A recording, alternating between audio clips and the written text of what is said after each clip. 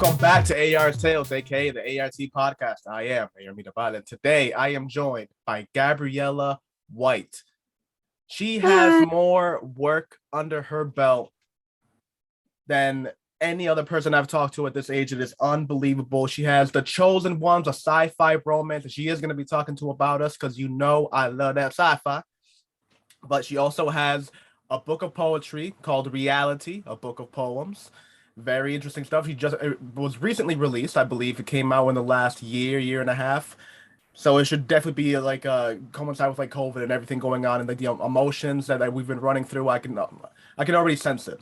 Then she also has anthology stories, well, stories within anthologies, I guess, however you want to term it, in Wisdom Spell, Achieving Dreams, and Frientimacy.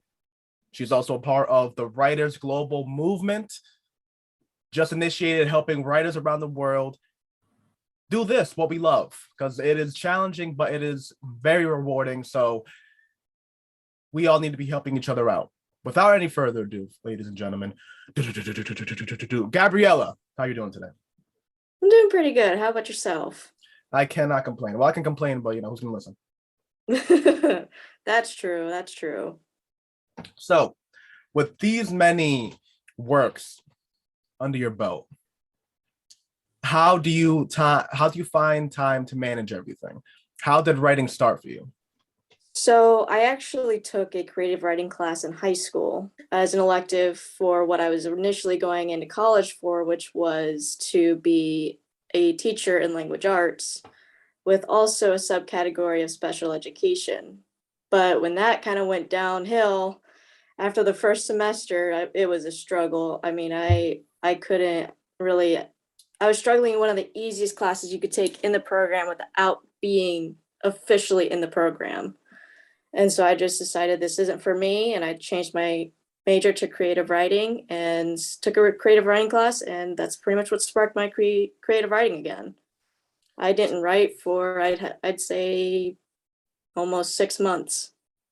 Wow. So what was your first piece of writing? Because I know I also got my start in poetry, then short stories, and then I kind of like graduated into the book. Did you start off on a book? Or how did you manage it? How was your like wading to the waters? So it was in our creative writing class, our teacher told us write a short story. And I struggle with short stories because I would focus too much on the word count rather than actually writing the story. And so she's like, well, just write what you have and then just turn in whatever you have. I ended up turning in 6 pages worth of an unfinished story. And I told her, I said, it's not even done yet. I said, I don't even know when it's going to be done. And then I lost it. And I'm so sad that I lost it. I really wanted to finish that book. But yeah, then I moved into poetry. I would be writing poems in like classes that were 43 minutes long, and like some of my peers didn't even have their poems done yet. And I'm like, they're just sitting there thinking about it, and I'm just writing whatever's on my brain and seeing if it rhymes. If it rhymes, it's awesome. If not, that's perfectly fine too. Yeah, that's funny.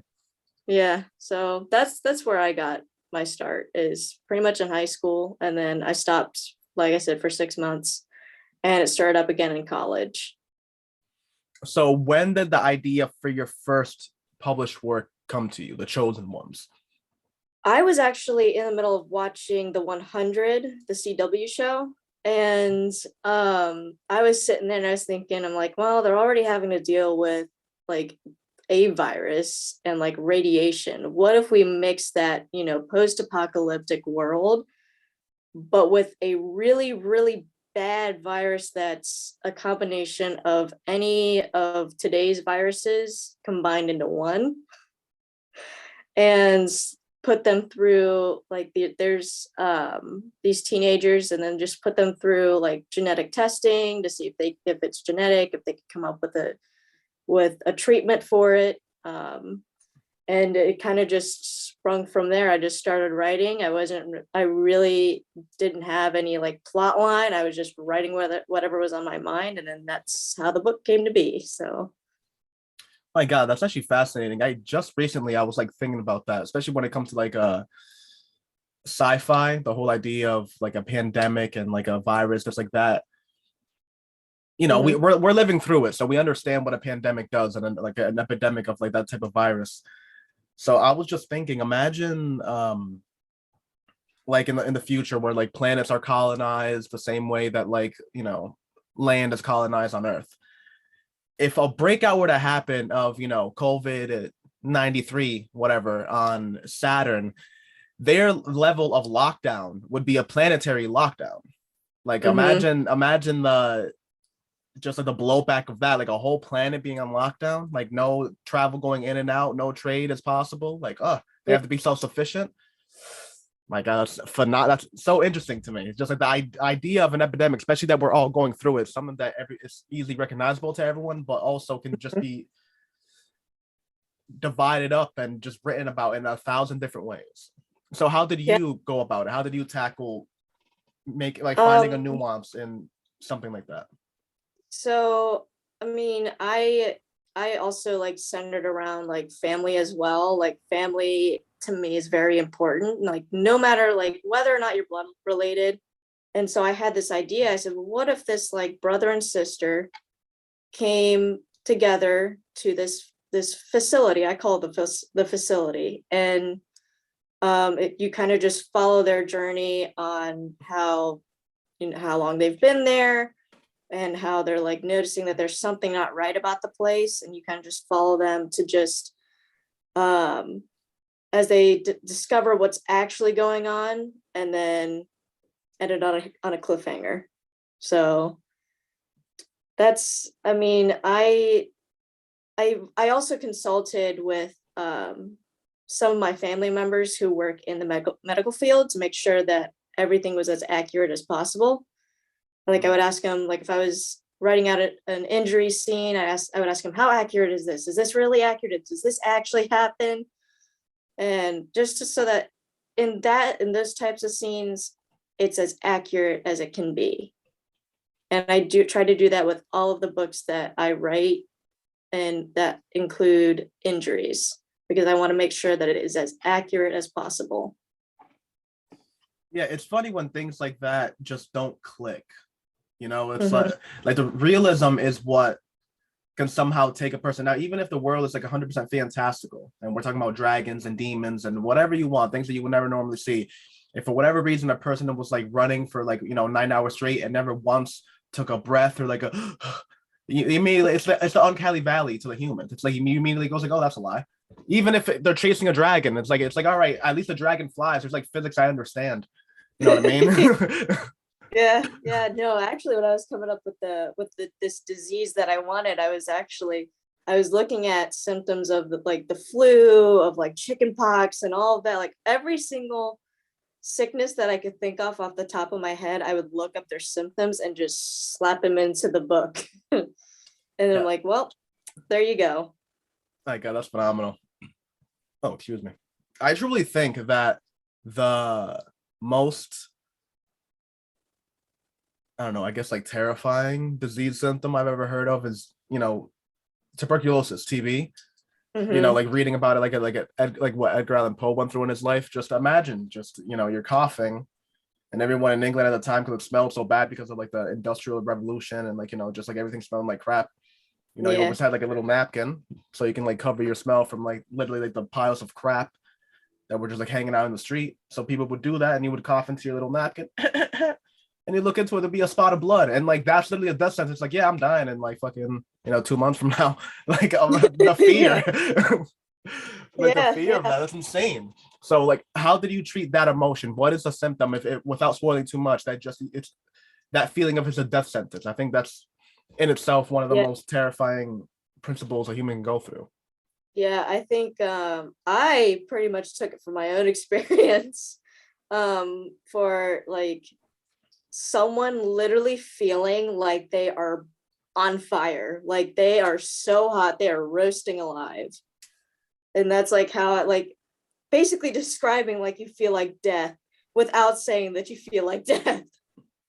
Oh my God. So I'm just trying to piece everything together. You have this virus. You have the romance budgeting between these two leads, right? Yeah. How do you treat everything else around it? The world building, the characters that move within it, the environment. I mean, like that's the thing. Radioactivity doesn't just affect human life; it affects everything: plant life, Yeah. atmosphere, insects. You know, like are there mutations? Are the characters fighting giant rabid bees? Yeah, no, I actually would take inspiration from like modern unit USA. So like I would take examples for like landmarks specifically. Landmarks, one of the cities that I mentioned is actually a town that's actually in my state. And I also like I include cities from like that are well known and also not well known, because it's easier for me to speak, like include my own experiences and cities that I'm aware of and that I have been to, in order for me to actually like world build. Because if I've tried to do it without doing that, and I struggle with it a lot. That is one thing I do struggle with. And the same thing goes with my characters. Actually, the lead male and the lead female kind of have the sibling kind of, I shouldn't say he's a lead. Really, they're all main characters. But they kind of have this like really strong sibling relationship, and with their friends they have this really strong family like relationship, which is what I have with my friends in real life. Because it's just easier for me to write that and to incorporate that. Now I do include like struggles between friendships and human emotions, but that's something that I really focused on, was how do I want these characters to interact? Do I want them to interact how I interact with my friends, and which is hopefully something relatable to a lot of people, or do I want to start from scratch? And so I went with something that I would hope a lot of people can relate to, where they see their friends as their family. Because in this world, they're pretty much on their own. They only have each other, so they kind of have to be able to work with each other in order to get through with what's going on. And so I do take a lot of inspiration from real life for my books in terms of world building and character development. My God, I love that. Now, one thing that I've noticed is that you like to play around with different genres. It always centers around romance, but you play around with different things. You have sci-fi, you have adult romance, and then you have fantasy romance. And I'm sure there's even a couple other like subgenres that you or yourself aren't even aware of, because there's 1,012 subgenres of writing that I never hear of. But how do you play around with this idea? How do you incorporate those type of genres and interest into a solid, coherent story? Like how, you know, we've heard the sci-fi elements of the chosen one, the romance elements. Do you incorporate other ideas? Do you incorporate fantastical ones? Do you incorporate, you know, elements of erotica? I mean, like who knows? How do you do it? For the, not necessarily for the chosen ones was more focused on like the action rather than the romance. Action? Yeah, it had a lot of action. This project that I'm currently working on top of 2 anthologies that I'm also compiling, the one that I'm currently working on that I'm wanting to publish next year, does have erotica in it. It does, like I am dabbling into that. I am like trying to figure out where I write best, because I don't want to be held down by one genre specifically, especially if I'm able to write in multiple genres. But yeah, this next one, it does focus on erotica, and it still incorporates the same elements as the chosen ones do in regards to family and stuff like that. But I also am focusing a lot on world building, a lot on cultures, because I'm dealing with different creatures, so I want to build their own cultures and incorporate that into the story, which is something I didn't do in The Chosen Ones. And so I'm wanting to really focus on like building that culture, building that world, building those characters around all of those elements, with also sprinkling a little bit of erotica in the mix. My God. I mean, I love that because first of all, well said. I just agree. It's almost like you encompassed everything that I feel. I'm a very much of similar kin. I love dabbling around with different things just because I feel like it helps in the general sense. Like, I feel like I have like my weakest point is like in horror, but that's like what I really want to work on. Like I want to be able to like, you know, faithfully give the person like not even a jump scare, because how are you gonna do a jump scare in a book, but more of like the feeling of like dread, of like that feeling of just like, you know, your skin crawling. I would love to do that because in essence that's all what the separation of genres do. It's not necessarily that you're getting like a different story, because you can turn any story into any genre. It's the emotion being invoked. When you watch when you read a romance, you're trying to get that ooey gooey feeling, or maybe the opposite. You want to go through like a cathartic breakup or something like that. If you're watching a sci-fi, it's most likely because you're kind of nerdy and you like seeing that type of like world building on like a scientific front. If you're into fantasy, you like that same type of world building, but it doesn't necessarily have to be grounded in science. It's just different emotions that you're trying to like sell to a reader. And I think that's why it's so vital to like play around with different genres, like the way that you're doing, because that way you get to like really have an encompassing story. I mean, like you said, you started off in sci-fi romance, and now you're branching off into fantastical erotica for this next anthology. And the way that you can just keep going with it is going to be phenomenal. Who knows? In 10 years, you could have your own genre. The Gabriella White genre, just its own thing, separate. Yeah, yeah. I mean, it's well, because I was I was actually talking to a friend of mine as well as my boyfriend, and I'm like, I'm wanting to dabble into different genres. I did write like just a regular fantasy story, but I have no intention as of right now to publish it, because it was per the request of a friend of mine. And that was when I first dabbled into fantasy before moving into this actual like project that I'm currently working on. But I mean, because she had messaged me and she was like, hey, why don't you, she's like, I really want to read a story that's based off of you and your boyfriend's relationship. She's like, I love it. You guys inspire me so much. She's like, but I want to actually see it in a book. So I started writing it. I never really finished it because I think it's because it was something that I hadn't come up with myself. And so it was a lot harder for me to write. I mean, it's mostly done, but it would be more of probably one of my first short stories ever to be written.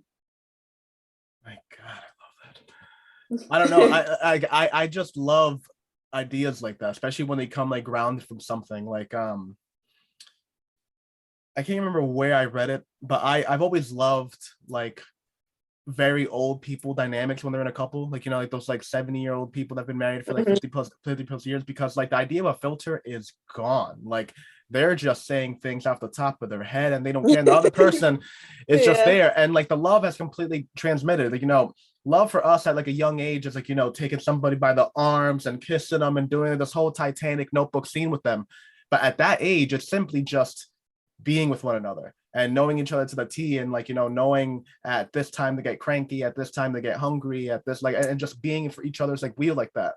So I was thinking of taking that idea of a romance and then putting it with something that would never work, like a cold, emotionless robot with with like an older woman or an older male, and like the type of relationship that they would have together that would be basically like that. It's not rooted in like emotion or like love in that sense. It's more just like of an understanding.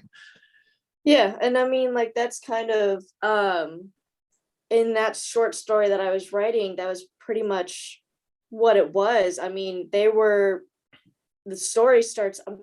I'll spoil it just because I'm never going to be publishing it, but it starts out with the main character being introduced to this new man in town who she's never met. Her friend knows because her friend's friends with him. And she's kind of very standoffish, very shy, not really wanting to interact with him very much.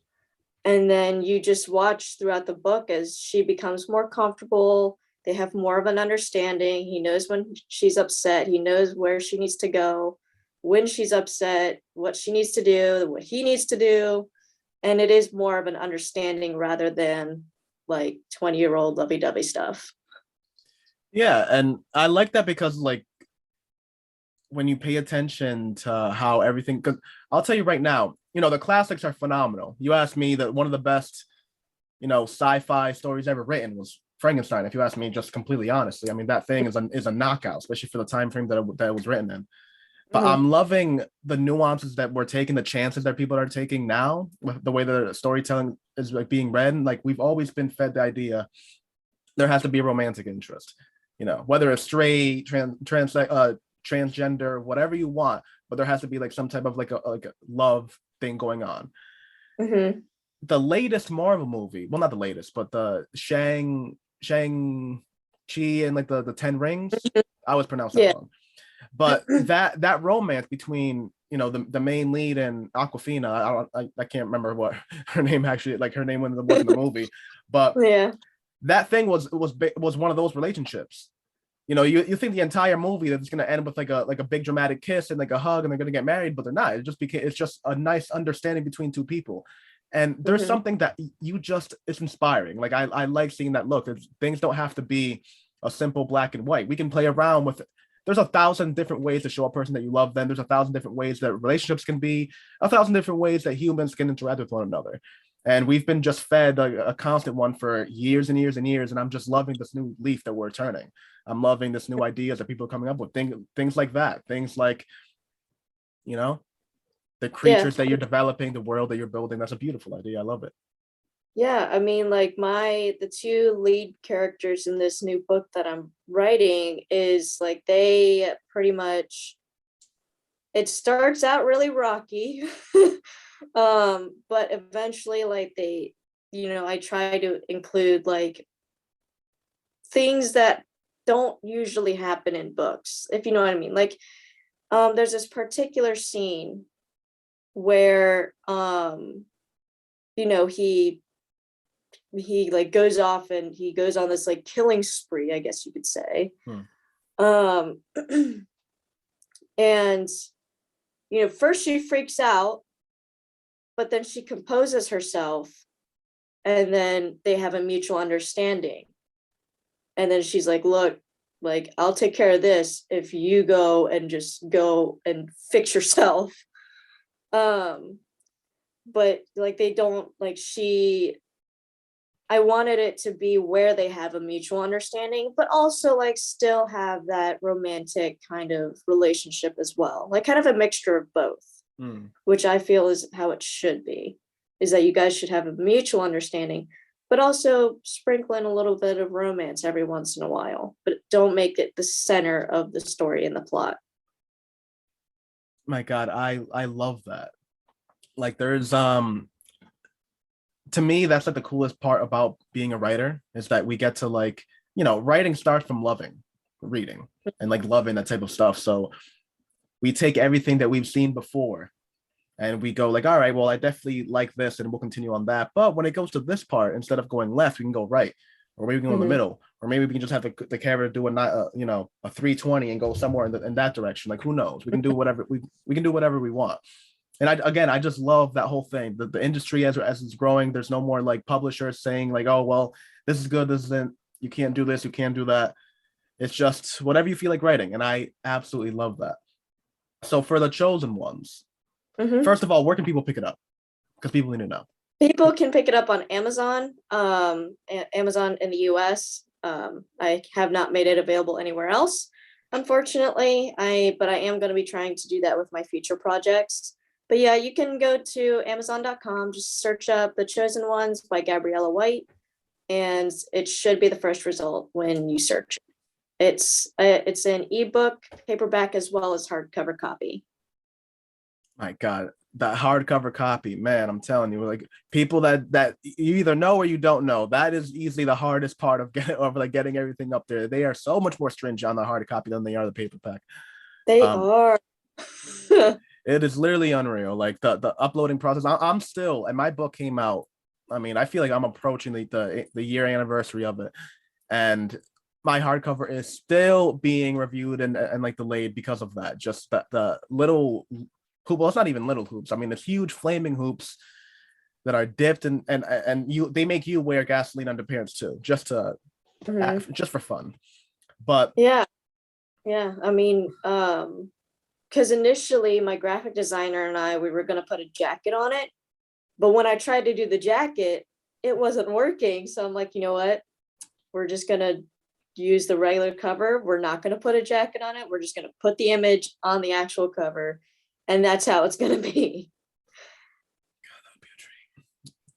God, because I just love that. I don't know, there's something about books that are just phenomenal to me, especially when it comes to the creativity part, not just the writing part, but when you start putting things together, the way that people just simply build the technical aspects of a book, like the book interior, the way that you decide to go with the chapter heading, the way that you decide to put your name or the title of the book at the top or the bottom, the margins, everything like just adds to like the different complexities of book. Like when you pick up like a book and it has like something different to it, it's amazing. I picked up a book that for whatever reason it's actually vertical, so like the pages flip up like a notebook. Oh, interesting. Honestly, it didn't really work, but I like the idea. I like the concept. Like I like that people are trying new things. It wasn't really that great in actual life, but it's phenomenal. Just being able to look at it is like a cool idea. Like I like that.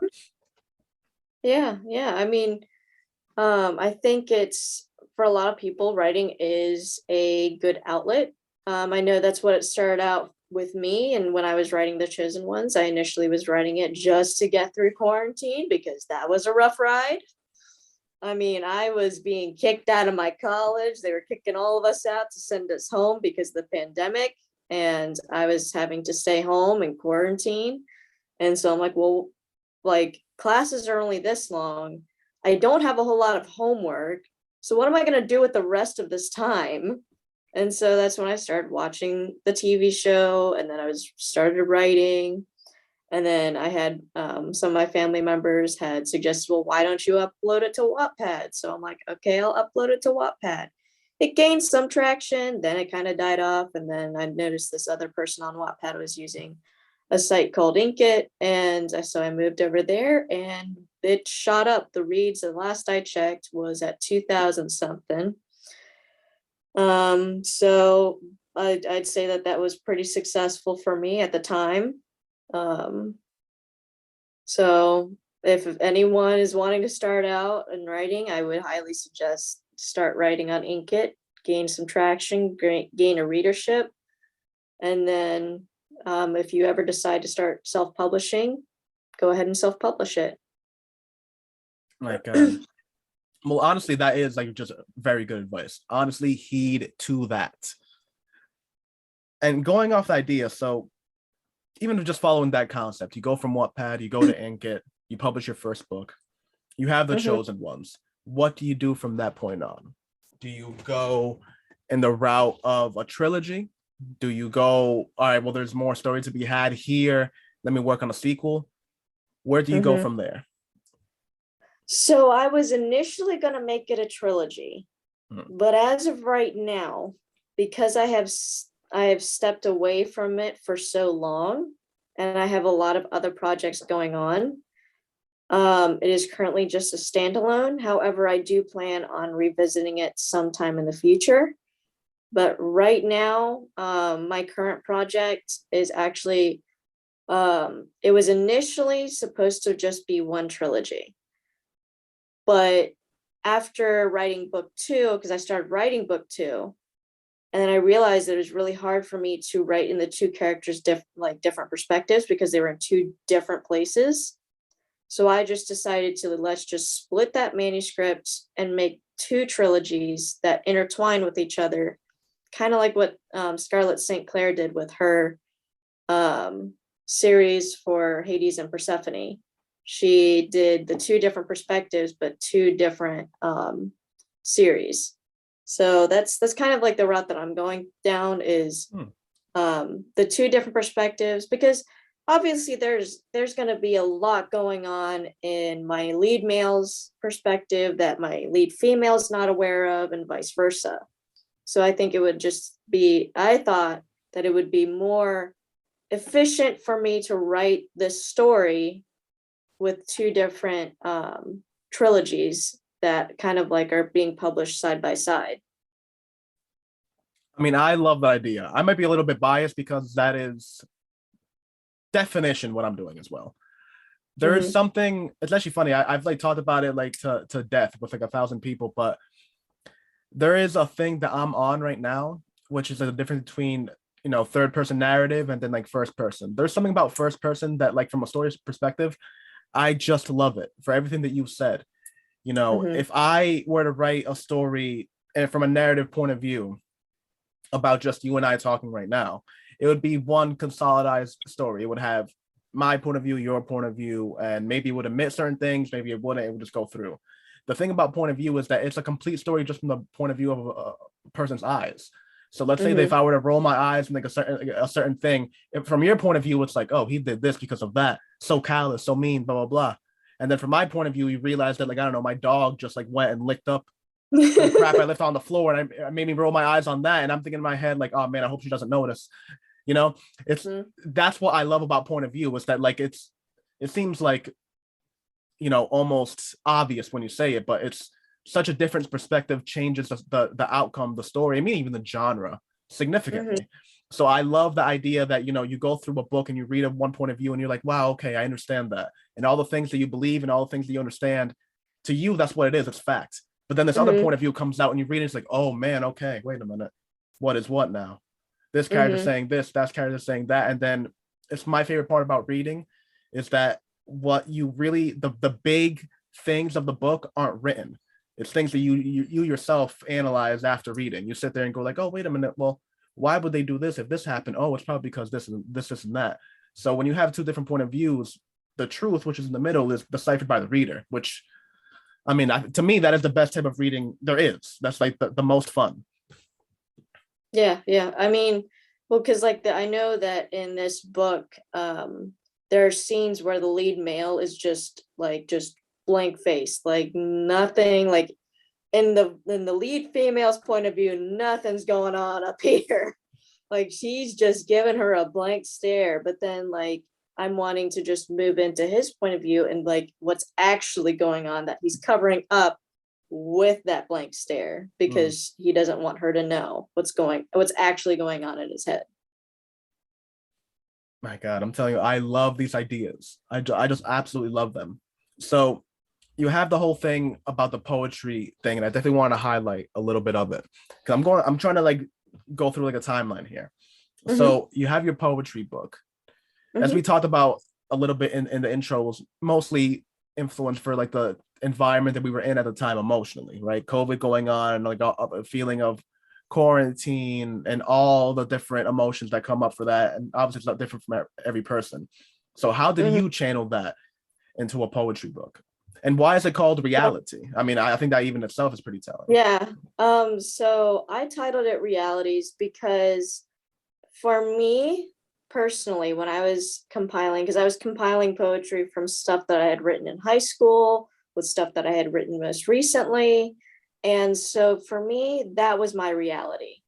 That was what was past, present, and what was to come.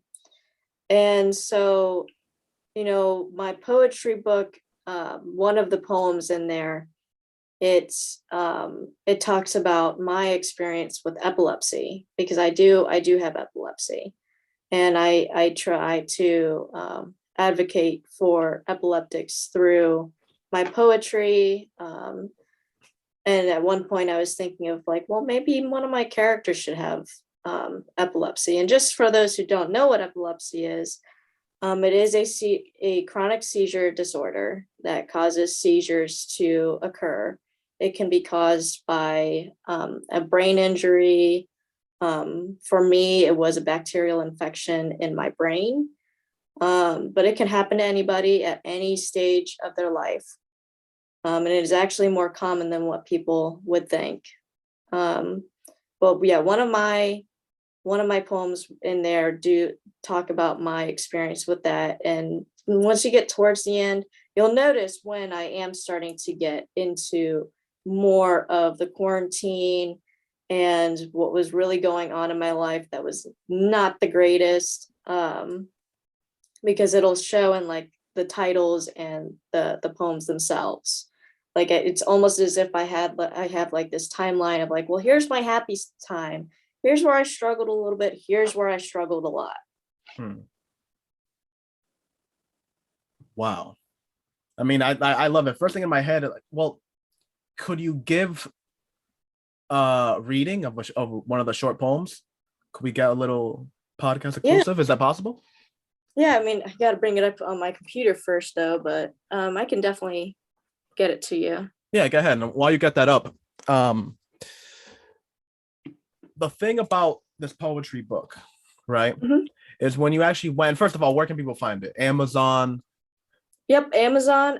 All of my work will, for now, is going to be on Amazon. However, I am hoping, this is a really strong hope, but for this anthology that myself and a friend of mine in the Philippines, his name is Antonio Matt, Damn, awesome name. we are compiling an anthology dedicated to moms for Mother's Day. It includes like 100 authors across 30 different countries, including obviously the Philippines, the United States. We got some people from Nigeria, Hong Kong. We've even reached all the way to Russia, New Zealand. So a lot of people all over the world. And so all of my work, aside from that one, I mean, I am going to try to at least try to make it available in your local Walmarts, if not through an actual publishing company, and hopefully I'm wanting to make it available in the Philippines as well. Now, honestly, highlight question mark, because not only do we have readers listening on, but we also have authors. What do you mean getting your book into Walmart? That's what I have not heard of. So I am trying to make it so that it's available, so like I can sell my books in Walmart. I'm still researching on how I'm going to go about doing that, but I know Amazon allows you to select like the 40% royalties, meaning they're going to distribute it to other retailers. Countries, yeah. And so I'm not 100% sure how that's going to work. This is going to be the first time I'm going to be trying it.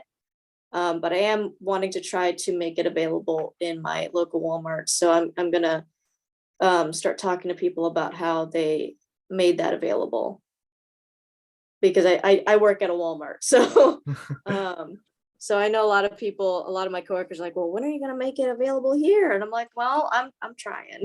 I really want it to be available here. God, I don't know. There's just something about the state of stuff that it just gets me so excited. You know, just a principle of seeing. I mean, I've gone the local bookstore route. You know, I've gone the Barnes and Noble route.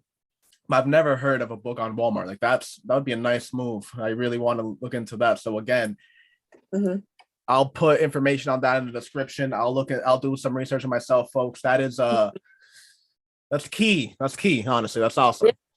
Yeah. So I do have one of my poems brought up. It is the epileptic one that I had written. If you are ready for me to read it. I am definitely ready. All right. I wake up to another day, feeling more exhausted than the night before. I have bruises all over my body and a massive headache. I don't remember anything that happened, but I get the feeling it wasn't good.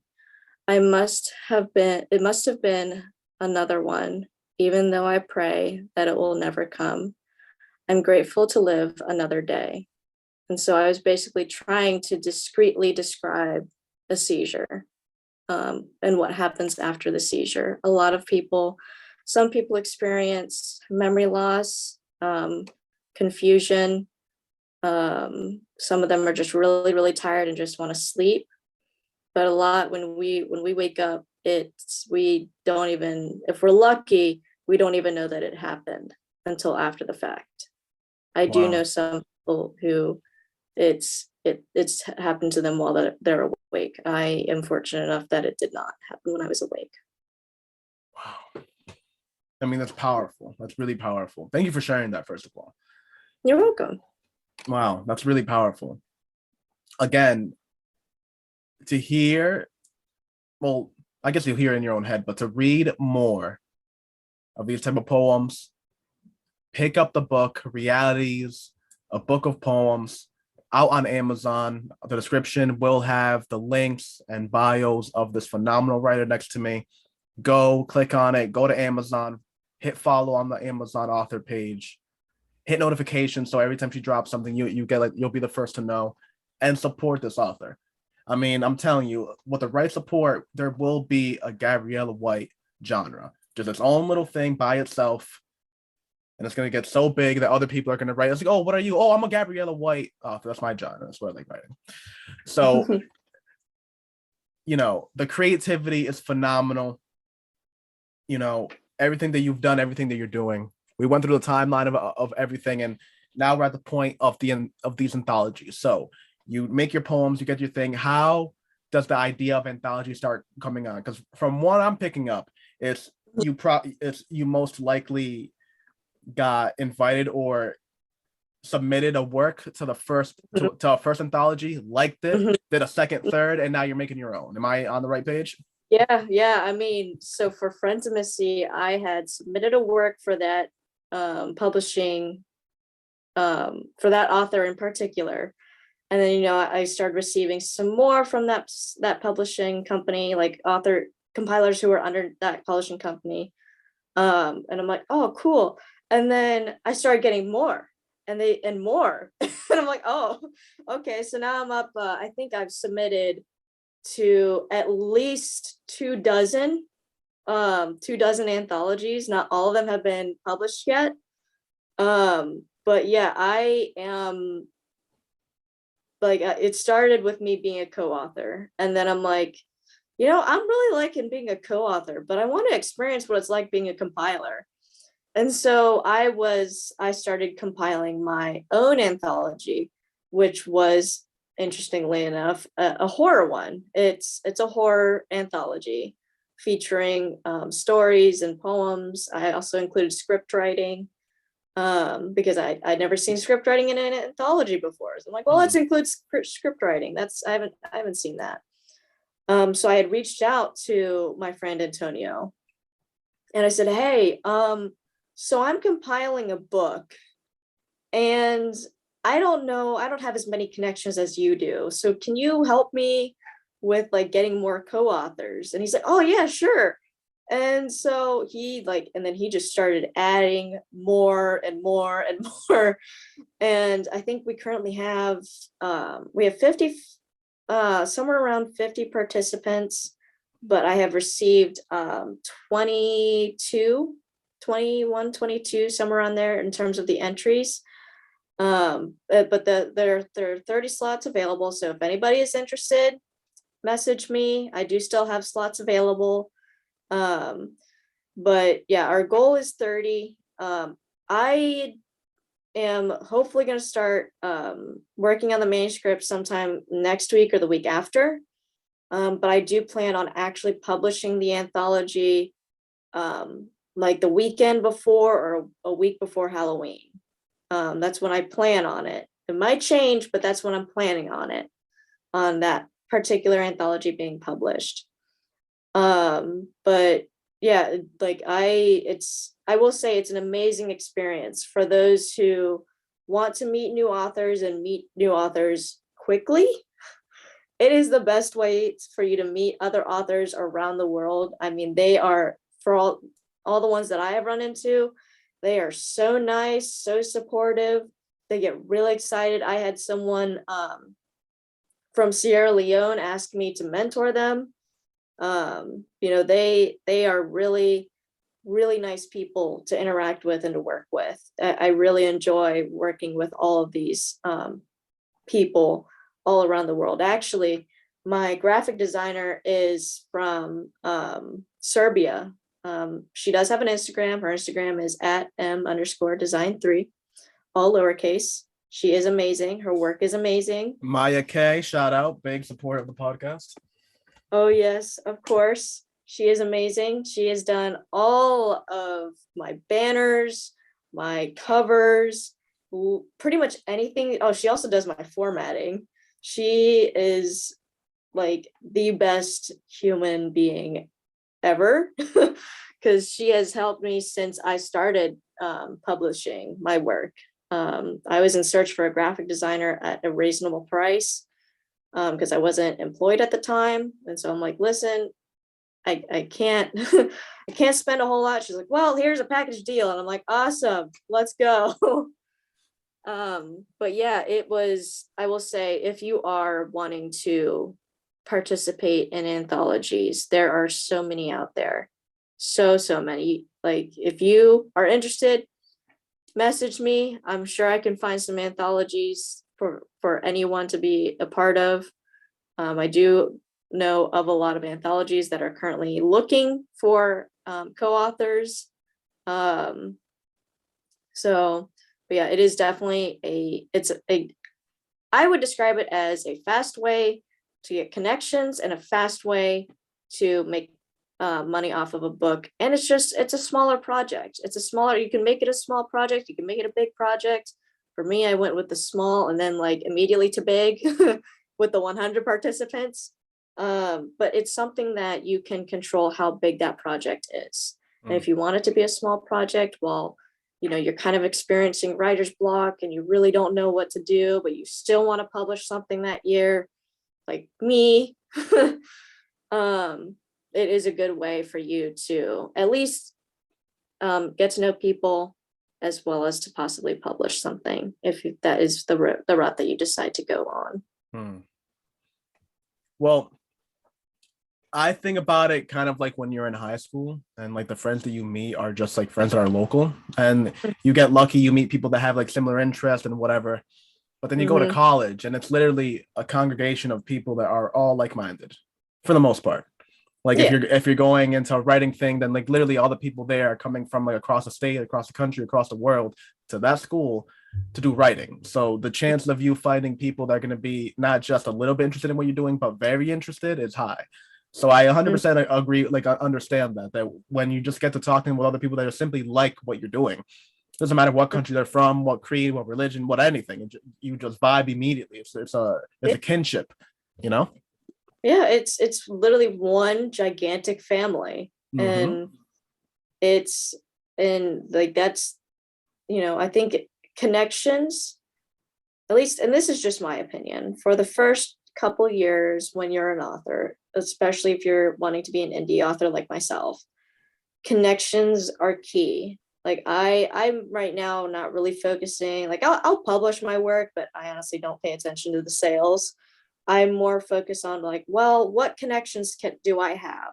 What friends can I make who I can support and who will support me at the same time?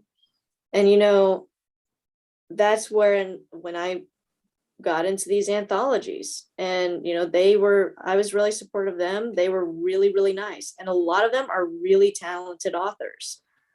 Like I have read some poems and some stories, and I've cried because of how deep and emotional they are. But there's also like really fun ones. But it's a really good way for you to make a lot of connections, a lot of friends who have the same interests, who will support you no matter what. And I think that's the beauty of being an author, is getting to know all those people.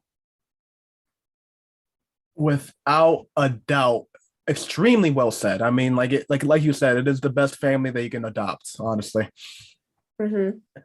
So we've broken down the route, the beginning, the middle, and what you're currently working on as a writer.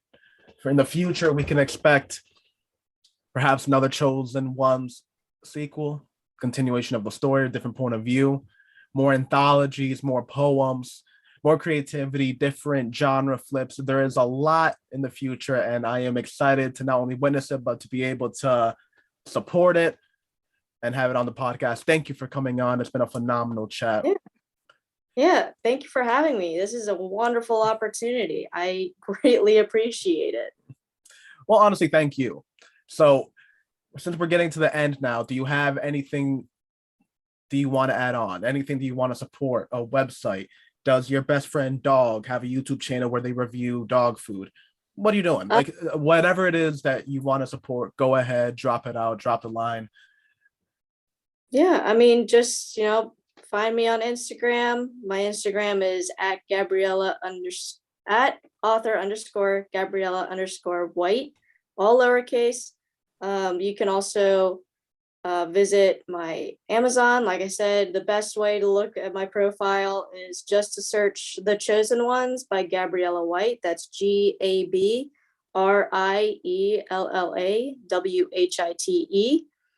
And like I said, if you're interested in participating in any anthologies, I currently am accepting entries for my horror one. If you are interested in horror, or if you're an author who writes horror, feel free to reach out. I am accepting all entries of really any kind of genre at this point. And also shout out to Antonio Matt, shout out to Maya K.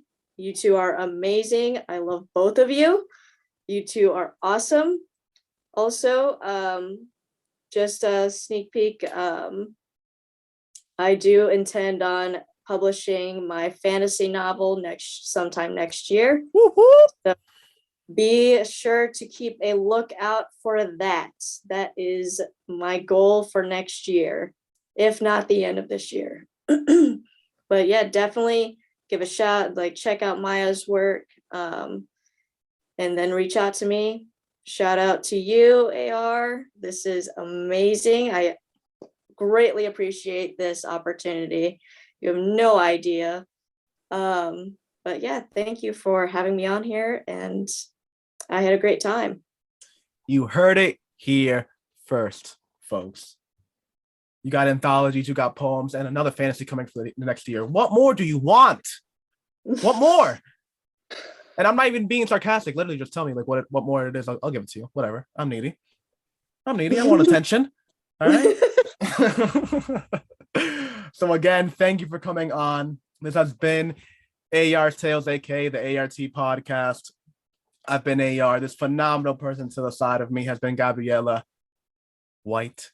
You can Google it. Gabriella White, The Chosen Ones. It will pop up, scientifically proven. So if you get muddled up, and you, as always, links and everything that you need to find her and her work will be in the bio, in the description, and the banners of the video. I'll have it tattooed on my forehead somehow. I'll do it. So again, thank you. This is the end of the podcast. We will be back next week with another author to support, because it is the most important thing that we can do. Support one another. This is the best family you can get into. Peace out.